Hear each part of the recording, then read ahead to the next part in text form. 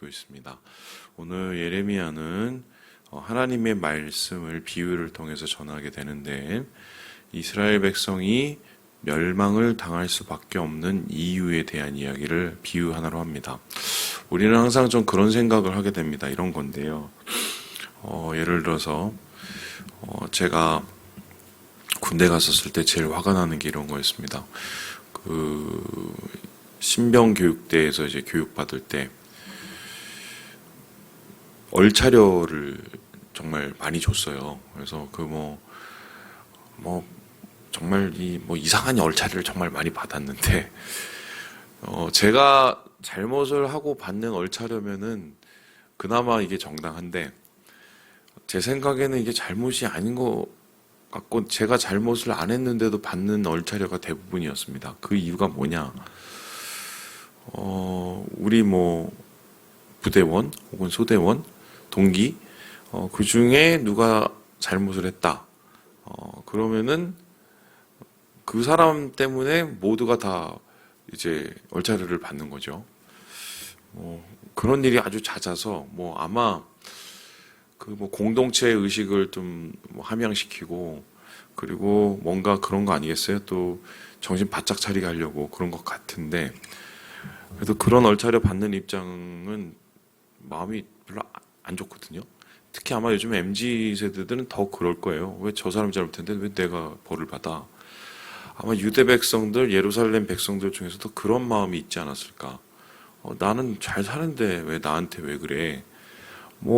굳이 벌을 주시려면은 우리 지도자들이나 아니면은 제사장들이나 아니면 왕이나 아니면은 권세 있는 좀 힘을 쓰고 못된 짓을 하는 사람을 벌하시고 그들만 멸절시키면 되지. 왜 잘 살고 있는 나까지 그래? 이런 마음이 들 수가 있겠지요? 그러니까 괜히 남이 잘못하고 남이 죄 진 거를 내가 덮어쓰는 느낌? 이런 거. 그런데 그러한 생각을 가질 수도 있었던 이유가 뭐냐면 유대의 사람들이 예배 드리는 사람이 의외로 많았다는 거예요. 여기 한번 우리 말씀을 볼까요? 우리 20절 말씀을 같이 한번 읽어보도록 하죠. 시작! 시바에서 유향과 먼 곳에서 향품을 내게로 가져옴은 어찌함이냐? 나는 그들의 번제를 받지 아니하며 그들의 희생 제물을 달게 여기지 않노라. 여기서 시바에서 온 유향, 창포라고도 번역되기도 하고 그리고 먼 곳에서 온 향품. 그러니까 예루살렘 백성들 중에는 하나님 앞에 예배를 드릴 때 가장 그래도 좀 값비싼 거라고 할 수 있는 것을 주님 앞에 향으로 바쳐고 제물로 바친 것을 우리가 보게 됩니다. 그리고 번제와 희생 제물도 하나님 앞에 가져와서 예배를 드렸던 것으로 분명히 알 수가 있어요. 그런데 하나님께서는 이것을 내가 받지를 못하겠다고 이야기를 하십니다. 왜냐하면은 하나님이 원하시는 것은 제사가 아니고 예배가 아니기 때문이죠. 그냥 우리가 아무 정신 없이 나와서 죄 짓고 나오고 또 한 주 동안 엉망진창으로 살다가 나와서 전혀 마음의 찔림이나 회개함이나 후회함이나 하나님 앞에 최소한의 부끄러움도 없이 그냥 하나님 내가 여기 1시간 예배 드려주면 좋아하잖아요. 내가 또 하루에 한 번씩 나와서 주님 앞에 예배 드릴게요. 그러면 하나님은 만족하신 거 아니에요? 이런 마음을 가지고 한번 예배를 드리시는 분이 있다고 생각을 해봅시다. 하나님이 무슨 일수 받는 분도 아니고 그러한 모습을 기뻐하시겠는가? 지금 이스라엘 백성들은 나한테까지 왜 이래? 이렇게 착각을 하는 이유가 뭐냐면은 종교 활동은 하고 있었기 때문입니다. 신앙 활동을 하는 게 아니라 종교 활동을 하는 거죠. 종교와 신앙의 차이는 그 중심과 삶의 차이라고 볼 수 있는데 중심에 하나님을 경외하는 마음을 가진 사람들은 신앙생활을 합니다. 그리고 그 경외하는 마음을 가지고 있는 사람은 자신의 신앙을 삶 속에서 실제적으로 이루어 가지요. 그런데 반면에 하나님에 대한 경외함, 두려움, 하나님에 대한 여러 가지 존경하는, 존중하는 마음이 없는 사람은 종교 활동으로 끝납니다. 한마디로 채무를 갚듯이 겉으로만 왔다가 겉으로만 가는 그런 모습을 보이죠. 그러니까 삶 속에서의 하나님의 뜻을 쫓아서 살아가는 신앙생활의 삶이 이루어질 수가 없습니다. 그런 한마디로 하나님과의 관계는 그냥 껍데기의 관계이기 때문이에요. 그래서 하나님께서는 이렇게 종교 활동을 하면서 자신의 죄가 없는 듯이 생각하고 있는 예루살렘 사람들의 잘못된 시선을 깨기 위해서 그들의 실상을 낱낱하게 비유를 통해서 지금 선포하시는데요. 우리 함께 30절의 말씀을 같이 한번 읽어보도록 하겠습니다. 30절입니다. 시작. 사람들이 그들을 내버린 은이라 부르게 될 것은 여호와께서 그들을 버렸음이라. 너희를 비유하자면 너희가 왜 지금 멸망을 당해야 하냐면 너희는 버려진 뭐예요? 은이다 라고 얘기합니다. 여기서 버려지는 내 버린 은이라고 얘기할까요?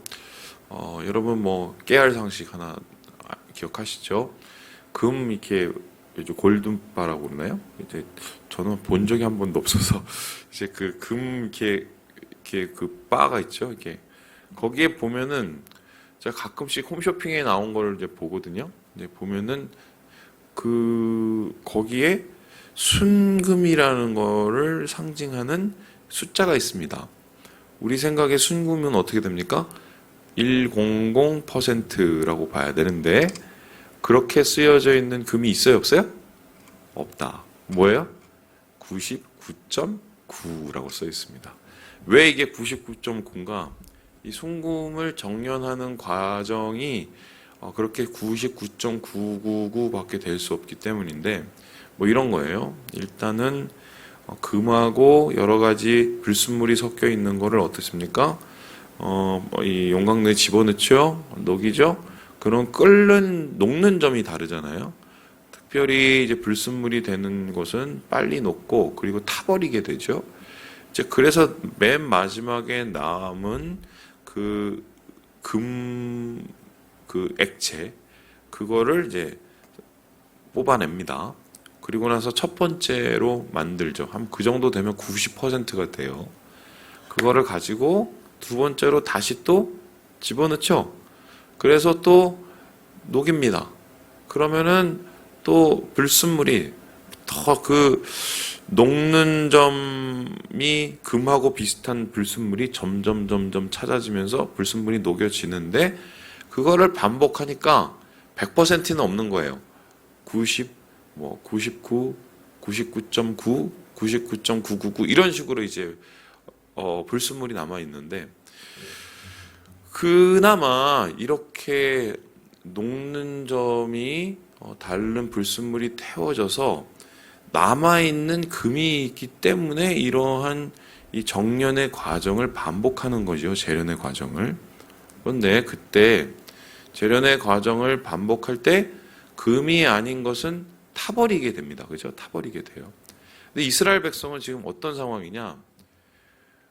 하나님께서 고난을 통하고 주변에 있는 상황을 통해서 그들에게 정령과 재련의 과정을 영적으로 삼으셔서 그들을 영적인 풀무에 녹이셨는데 녹여보니까 은이나 금이 하나도 없는 거예요. 이거는 다 태워질 그냥 불순물에 불과한 거예요. 그런 거 어떻습니까? 한마디로 이제 99.9가 불순물이고 0.0001%가 이게 은인 거예요. 금이고. 그러면 이거는 버려져.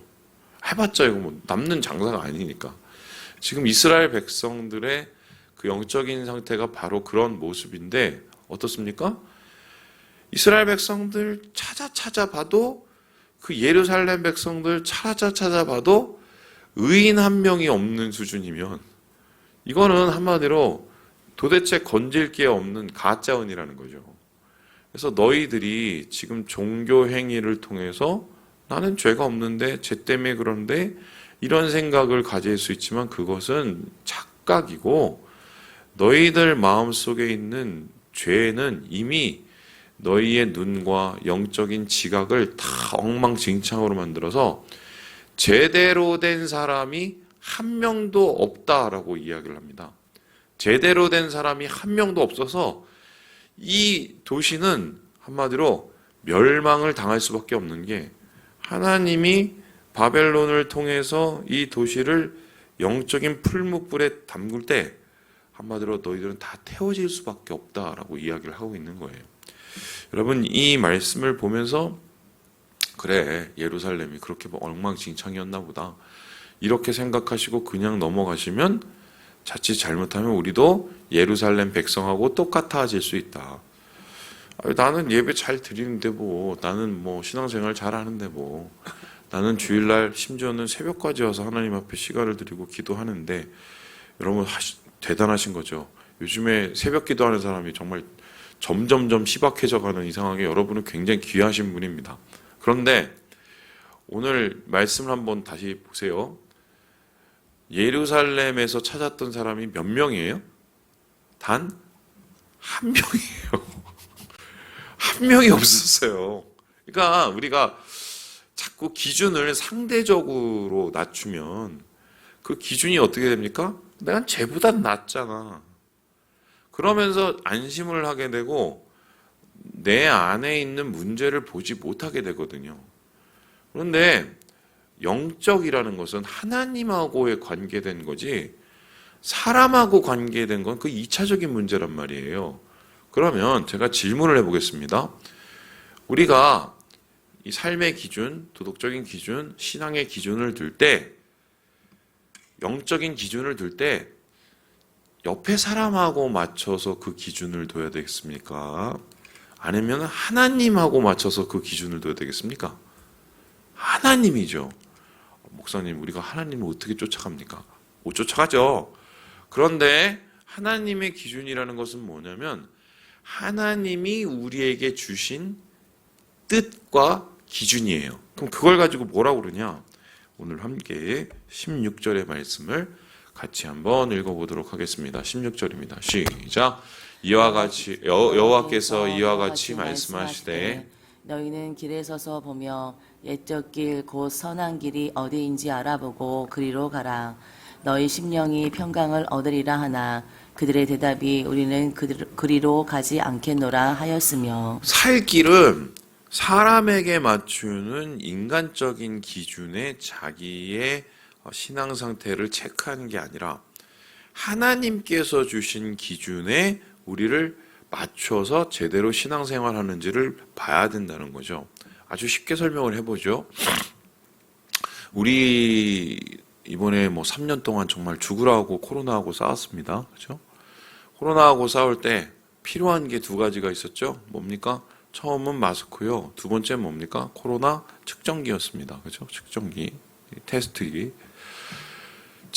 집에서 아무리 내가 나는 코로나가 아닐 거야. 백날 얘기하고 저 사람 봤더니 저 그때 코로나 걸릴 때 기침을 엄청 하던데 난 기침 안 하잖아. 그렇게 자기가 스스로 그거를 테스트를 하고 다른 사람 맞춰서 생각을 한들 내가 코로나에 걸렸는지 안 걸렸는지 알 수 있어요, 없어요? 몰라요. 그거는 그냥 참고가 될 뿐입니다. 그러면 내가 코로나 걸렸는지 확진됐는지 안 됐는지는 어떻게 합니까?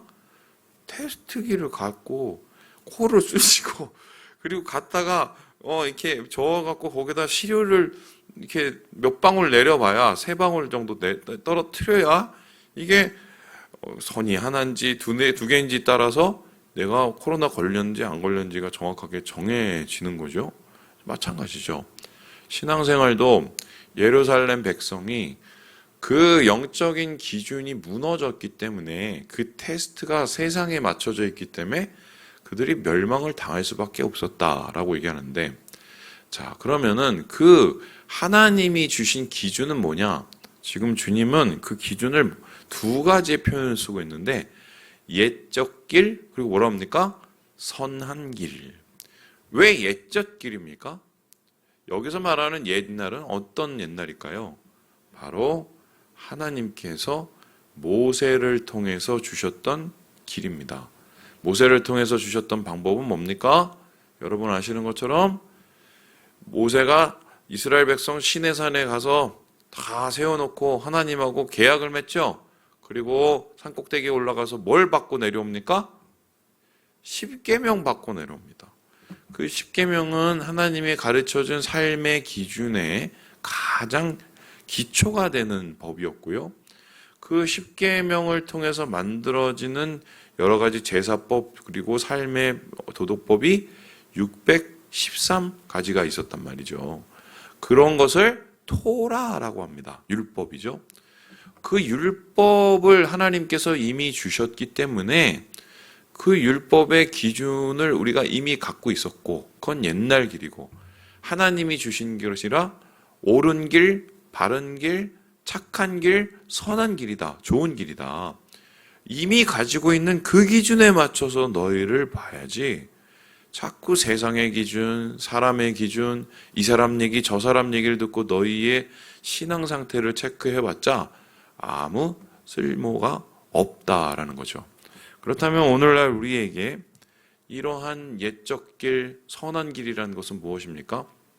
우리가 오늘날 모세의 율법을 다 지켜서 돼지고기도 안 먹고 오징어도 안 먹고 뭐 심지어는 우리가 좋아하는 기타 등등의 물고기도 못 먹고 그러지는 않죠. 그 옛적 길, 선한 길을 우리 예수님께서 오셔서 새 길 그리고 하나님의 더욱 선한, 더욱 좋은 길로 만들어 주셨습니다. 그거를 가지고 뭐예요? 새 계명이라고 합니다. 새 계명이라는 것은 옛날 옛 계명, 율법을 다 폐하고 예수님께서 만드신 계명이 아니라 율법을 완성하는 길이에요. 그러면 율법의 가장 코어, 율법의 가장 핵심, 그 에센스를 하나님께서, 예수님께서 우리에게 전해주셨죠. 자, 그러면 그 율법의 에센스, 우리가 우리의 삶의 기준을 잡아야 될 신앙의 선한 길, 옛적 길은 도대체 무엇일까? 내가 새 계명을 주노니 너희는 서로 사랑이죠. 우리의 삶의 행동이 하나님을 사랑하는 것인가? 우리의 삶의 관계가 하나님의 사랑을 나타내는 것인가? 이게 삶의 가장 기준이 돼야 되고 이 기준을 통해서 우리가 우리의 신앙을 체크해야 돼요. 겉으로만 예수님 사랑한다고 얘기하고 마음으로는 그렇게 하지 않고 겉으로는 주님의 공동체 사랑한다고 하면서 형제 자매를 미워하면 그것은 하나님 사랑하지 않는 것이라고 요한이 요한일서에 얘기했죠. 마찬가지로 우리의 마음속에 그러한 신앙의 테스터를 좀 제대로 만들어서 정말 예루살렘 백성과 같은 어리석은 판단은 하지 말아야겠다. 그래서 제가 자꾸 유튜브 보지 말라는 거예요. 제가 이쪽 소위 말해서 태극기 하시는 분들 얘기나 혹은 저쪽 죄송해요. 빨갱이 하시는 분들 얘기나 다 들어보면은 교회 다니시는 분인데 이분들의 특징이 뭔지 아세요? 이쪽 극단적인 우극단적인 좌 특징 뭔지 아세요? 그 밑에 깔려 있는 게 있어요. 모르세요? 혐오예요. 혐오는 미움이거든요. 미움은 뭐의 반대말입니까? 사랑의 반대말이에요. 그래서 이분들의 주장이 절대로 옳을 수가 없어요. 저는 모르겠어요. 아무리 제가 성경을 찾아보고 묵상을 100번 해봐도 너희는 남을 미워해도 된다라는 말을 본 적이 없어요. 저는 근데 그 방송 보고 그 유튜브 보고 이쪽 분들이나 저쪽 분들이나 사랑이 늘어나세요? 분노가 늘어나세요? 미움이 늘어나세요? 그거 멈춰야 되는 거예요. 우리는 예수님께서 분명히 말씀하셨어요. 뭐까지 사랑하라고 얘기하셨습니까? 원수까지도 사랑하라고 하셨어요. 예. 근데 과연 우리 이 한국교회에 그 사랑이 있느냐? 손양원 교회의 그 손양원 목사님의 그 원자폭탄 같은 그 사랑이 우리에게 있느냐? 소위 그렇게 앞에서 떠들어대는 그 유튜브 목사님들이 그런 사랑이 그의 마음속에 있을 거냐? 이쪽이나 저쪽이나 저는 못 찾겠던데요. 거기서. 말씀을 마칩니다. 사랑하는 여러분, 기준을 하늘에 맞추세요. 예. 하늘에 맞추셔야 돼요. 주님은 사랑이십니다. 그런 하늘의 기준을 맞추시고 하나님의 은혜를 누리시는 오늘 하루 되시길 주님의 이름으로 축원합니다.